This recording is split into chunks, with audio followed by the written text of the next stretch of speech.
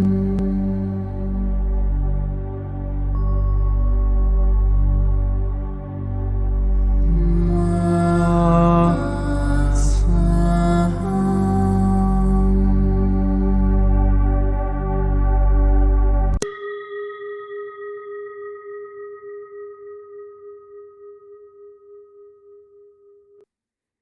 qui suit est la transcription d'un échange entre Mathias de Stefano, désigné ici comme moi, et son soi supérieur désigné comme je suis.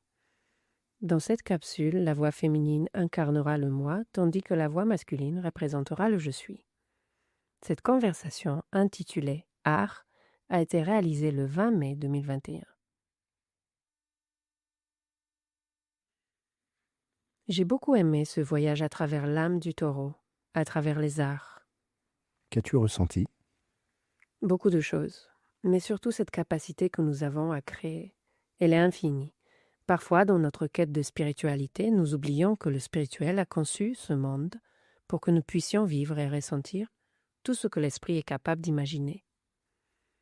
Et que notre capacité de manifestation rend ce rêve possible. Il n'est pas nécessaire d'aller très loin pour découvrir le pouvoir infini de la création, la divinité qui se manifeste. Il suffit simplement d'apprécier ou de produire de l'art. Que te procure l'art? Depuis tout petit, j'ai toujours aimé dessiner, apprendre la musique, écrire, sculpter et construire. À l'exception de la danse, les autres arts m'ont toujours semblé naturels, et ils ont fait de moi ce que je suis. C'est mon grand-père qui a éveillé mon amour pour la musique. Il écoutait de la musique classique tous les jours, et j'étais avec lui. À sa mort, j'ai hérité de ses disques, et je les écoutais tous les jours. Dans le jardin, je passais mon temps à construire des structures pour mes cochons d'Inde, avec des briques, du sable, du ciment. Je m'amusais à imaginer des tunnels et des ponts, et même à faire un petit étang artificiel pour tous les animaux. J'adorais raconter des histoires à mes amis du quartier, et j'avais l'habitude d'écrire de longs textes, des récits en prose, racontant des histoires de magie. Je passais mes journées à dessiner, à peindre, ainsi qu'à sculpter avec de la pâte à modeler et de l'argile. Dès ma naissance, j'avais beaucoup de techniques en dessin, ainsi qu'en modélage. Je me souviens qu'une fois, j'ai cassé une casserole de ma grand-mère, en voulant faire un moule en plâtre, pour sculpter quelque chose de grand. Dès mon plus jeune âge, l'expression artistique était très présente en moi, et cela me procurait un immense plaisir, une grande joie de voir se développer quelque chose qui venait de moi. En grandissant, j'ai continué à plus grande échelle, en réalisant des fresques murales, en écrivant des livres, en voulant apprendre le piano. Même si je n'ai jamais persévéré, je n'aimais pas la façon dont on m'enseignait. Et j'ai développé un traumatisme. Et je passais mon temps à dessiner des plans de villes anciennes et d'écoles que je voulais créer. Je me souviens avoir imité la technique d'une amie de ma mère qui était architecte pour pouvoir dessiner les plans d'une école que je comptais fonder à l'âge adulte, où j'enseignerais tout ce que je savais. Je pense que l'art, sous plusieurs de ses aspects, a défini ma façon de voir le monde. Tu voyais que le monde était aussi malléable que la pâte à modeler, sensible à la musique, avec beaucoup d'espace pour reconstruire du nouveau, pour réécrire l'histoire. C'est vrai, tout ce que je voyais dans le monde m'inspirait. Je pouvais voir des formes et des potentiels partout.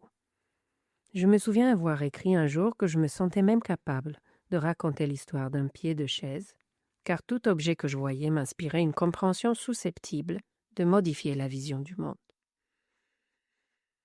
Quand j'ai su que j'étais venu apporter ma petite pierre à l'édifice de la transformation de la Terre, l'une des choses que j'ai toujours dites, c'est que les artistes ont un rôle fondamental à jouer pour y parvenir. Les musiciens, les architectes, les cinéastes ont une plus grande influence sur la vie des gens qu'un politicien ou un économiste. Et le paradoxe, c'est que malgré cela, les gens mènent leur vie en fonction de la politique et de l'économie plutôt que de l'art. Comment quelque chose qui touche autant le monde intérieur d'un individu peut-il devenir un simple divertissement? Quelque chose qui n'est pas considéré comme sérieux? Pour répondre à cela, tu dois d'abord te poser une question importante. Laquelle? Qu'est-ce que l'art? Ah, bien sûr. Qu'est-ce que l'art? L'art, c'est l'existence. Le mot art vient du latin ars, dont la signification indo-européenne est placer, ajuster, faire correctement. C'est l'idée de relier les choses dans un ordre appréciable, juste, en tissant une trame. En indo-européen, le concept de tisser, de fabriquer quelque chose, se dit tek, origine du mot grec techné, la beauté de ce qui est fait, la manière dont on réalise quelque chose. Ce terme nous a donné des mots comme technique, tissu, technologie et texte. L'art, c'est faire quelque chose de soi vers le monde. Et la technique, c'est la manière. Le comment on le réalise. D'un point de vue universel, on pourrait comprendre que l'univers mental est infini et de ce fait, c'est un esprit chaotique, sans ordre. Pour qu'il y ait de l'ordre, il faut une polarité qui ordonne les choses en fonction d'ondes et de rythmes. Celle-ci donne naissance à la beauté, mot qui, depuis l'indo-européen, deu, signifie puissance, adoration de ce qui est fait. Quelque chose de beau, d'admirable, et donc la manifestation du pouvoir de faire quelque chose. C'est ainsi, c'est l'émergence de la volonté que l'univers appelle énergie et que la culture appelle âme. Oh, l'âme, alors, est l'aspect qui ordonne l'infini. C'est là que naît la beauté de l'âme, qui ordonne, ajuste, fait, manifeste l'infini et le fini pour que le cosmos existe. L'art est l'expression de l'âme, et c'est pourquoi l'art est l'existence. Car c'est la réalisation de ce qui émerge et sort de soi-même pour se manifester dans l'espace. Lorsque l'énergie crée d'elle-même la matière pour s'ordonner, elle développe la beauté des mondes, et la nature trouve ses canons de beauté dans le cosmos. L'humain interprète cet ordre et se lance à l'imiter, à utiliser son intelligence comme un moyen de puiser dans la nature des outils pour créer de la beauté dans le monde. C'est ainsi qu'il imite les couleurs, qu'il façonne l'argile, qu'il chante et célèbre en dansant, qu'il construit dans son environnement, qu'il raconte ses exploits. Et de là émergent les beaux-arts, ce qui, en d'autres termes, serait la qualité de faire les choses avec adoration à partir de son propre pouvoir. Au fil du temps, au cours de l'histoire humaine, l'art et la technique se sont liés pour ne former qu'un, devenant synonymes l'un de l'autre. Dans les écoles philosophiques et hermétiques, l'art, la science, l'ingénierie et la technique étaient considérés de manière holistique, car tous étaient des formes de réalisation, la manière de concrétiser des idées, de faire preuve d'ingéniosité, pour trouver les moyens de tisser une idée scientifique afin de la développer artistiquement. Les quatre faisaient partie d'un processus. La science posait une thèse que l'ingénierie devait décortiquer pour trouver la technique capable de la concrétiser dans la réalité sous forme d'art. De ce point de vue, l'art est la réalisation de la science, et la science est l'inspiration de l'art. Exactement. Pour exemple, un bâtiment est l'art des sciences mathématiques et de la géométrie. Une chanson est l'art né des sciences de la métrique et du son. Une peinture ou un repas sont l'art de la science, de la chimie et de la physique. Je comprends.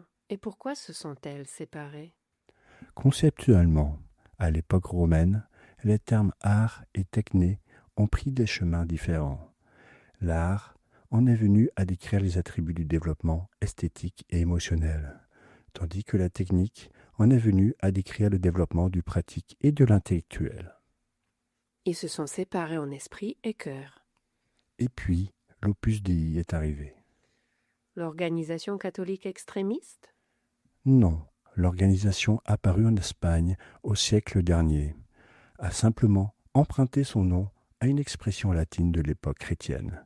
Opus Dei signifie « œuvre de Dieu ». Le christianisme, tout comme plusieurs courants monothéistes issus du Moyen-Orient, interprète le monde comme faisant partie de l'enfer, un châtiment divin, et les plaisirs de ce monde comme quelque chose de négatif, propre aux tromperies du diable. Cette vision est en contradiction avec la philosophie qui insufflait l'amour de la nature et des arts de l'âme, ainsi que des plaisirs du corps. Dans le christianisme européen, la vie était synonyme de souffrance, et nous devions donc travailler pour prouver que nous étions dignes du royaume des cieux. Oh, bien sûr, c'est ce qui a conduit à considérer les arts comme quelque chose de diabolique. Et par conséquent, seul l'art sacré était autorisé, celui qui adorait Dieu. Tout le reste était un péché. De même, lors de l'émergence de l'islam, l'idée que Dieu ne pouvait pas avoir de visage a conduit à une répression des artistes qui représentaient des personnes dans des peintures et des statues, ainsi que des dieux et des mythes. L'art a été relégué au domaine du sacré religieux, et il convient de mentionner un point fondamental. L'art, c'est l'émotion. Et l'émotion fait ressentir des choses impures d'un point de vue religieux, ce qui nous conduit au péché. Il fallait donc éliminer tout art de nos vies pour vivre dans l'austérité, consacrée uniquement à l'œuvre de Dieu. Cela nous a éloignés de la culture émotionnelle. Et cela a construit une société européenne fondée sur la culture du travail et non sur le sentiment. Pourquoi parlons-nous de l'Europe et le reste du monde? Chaque culture a conservé sa forme d'art, mais toutes ont été soumises à la vision européenne à l'époque de la colonisation. Aujourd'hui, que cela vous plaise ou non, le monde est recouvert d'une couche d'européanisation qui fait que, au-delà de l'histoire propre à chaque pays, les canons idéologiques sont imprégnés de l'histoire de l'Europe. C'est pourquoi, lorsque nous parlons en général, nous faisons référence à ce qui s'est passé sur ce continent, en raison de la mondialisation depuis le XVe siècle. Ah bon? Cette suppression de l'émotion a généré une tradition culturelle consistant à cacher ses sentiments. Une chose qui, malgré l'élan créatif de la Renaissance, s'était profondément ancrée dans l'humanité. Au cours des XVe, XVIe et XVIIe siècles, l'art a connu un nouvel essor et l'expression émotionnelle s'est à nouveau incarnée dans les beaux-arts. Mais cette fois-ci, exaltée sur le plan esthétique et émotionnel, s'éloignant beaucoup plus de la science. Bien que de nombreux artistes de la Renaissance aient été les pères du scientisme et les piliers du progrès grâce à leurs idées révolutionnaires, la science n'a pas voulu se confondre avec les artistes esthétiques, car l'émotion est contre-productive. En quel sens? Au XVIe siècle, la méthode scientifique de Descartes a fait en sorte que la science repose exclusivement sur l'objectivité, cherchant à éliminer tout signe de subjectivité susceptible de modifier le résultat de l'expérience. Ainsi, les artistes étaient considérés comme un simple divertissement pour détendre l'esprit, comme le jardin de loisirs des scientifiques et des penseurs. Les révolutions artistiques du XVIIIe siècle ont donné naissance à la perception bohème des artistes, qui s'est répandue comme une culture d'excentriques tout au long du XIXe siècle, période durant laquelle les artistes ont été requalifiés de branches émotionnelles et philosophiques, incapables de contribuer à la logique du monde réel. Avec l'expansion de la technique, de la science et de l'ingénierie, due à la deuxième révolution industrielle, la logique s'est emparée du XXe siècle, et les artistes sont relégués au rang de simples interprètes. Comme l'a dit Picasso, l'art est le mensonge qui nous aide à voir la vérité. Mais malgré tout, l'art a été et reste fondamental dans la vie de chacun. Nous accordons toujours une grande importance à l'art. À chaque période historique et surtout au XXe siècle, nous avons vu de nombreuses ramifications de l'art qui ont influencé notre vie quotidienne. C'est vrai, ils ont mené des révolutions, inspiré des milliers de personnes, et pourtant, au XXIe siècle, ils ne sont rien d'autre que des formes de divertissement. Les artistes parlent de paix depuis des siècles. Ils incitent les gens à vivre en paix. et ces messages trouvent un écho partout dans le monde. Pourtant, l'économie et la politique finissent par faire le contraire. Pourquoi? Parce que la logique prime. Cette logique écrasante qui dit « il faut survivre, on ne peut pas vivre de belles pensées ». Il y a des problèmes à résoudre.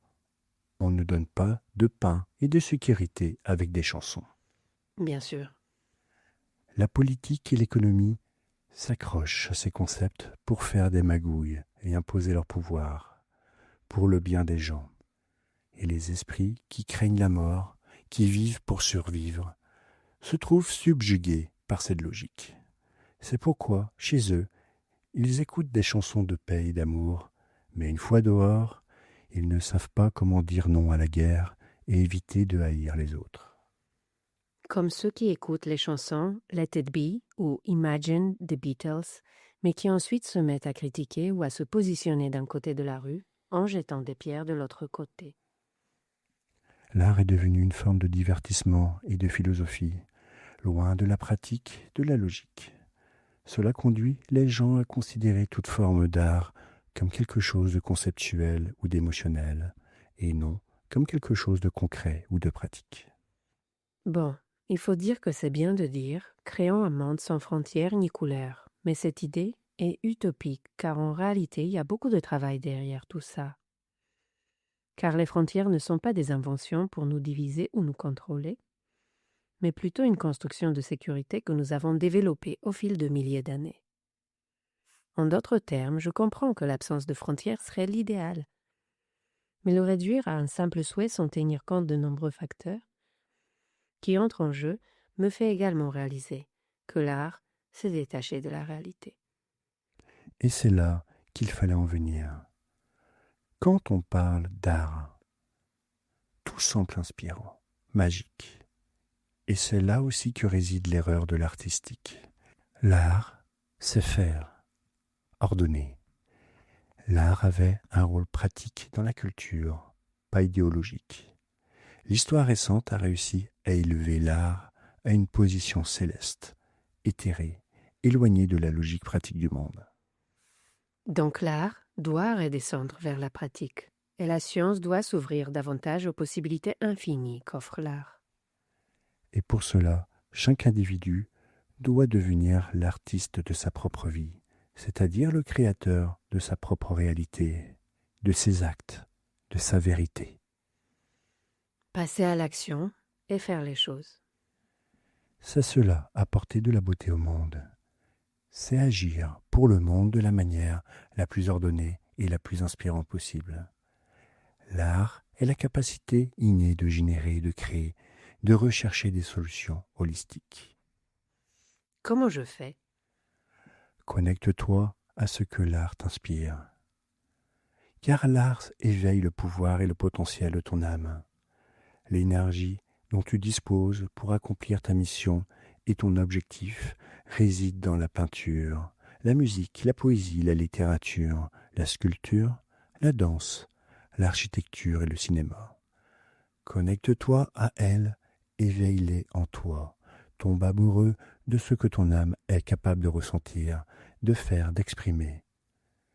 Commence par chez toi. Éveille les arts dans ton foyer, dans ton âme, en toi. Transforme grâce à elles ces petites choses que tu as toujours espéré transformer, celles qui bloquent tes émotions. Change la disposition des objets, mets de la couleur, écoute de la nouvelle musique, regarde d'autres types de films qui t'inspirent, lis un nouveau livre, peins un tableau, même s'il ne s'agit que de taches de couleur, danse, libère-toi. Éveiller l'âme de mon foyer. Et ce faisant, tu découvriras ton potentiel intérieur, la force de créer et de manifester. Alors, petit à petit, à travers ton art, tu découvriras que tu es capable d'apporter des changements dans le monde, de donner vie par la couleur, le son, les formes, le mouvement, l'image, et ce faisant, d'inciter les autres à l'action.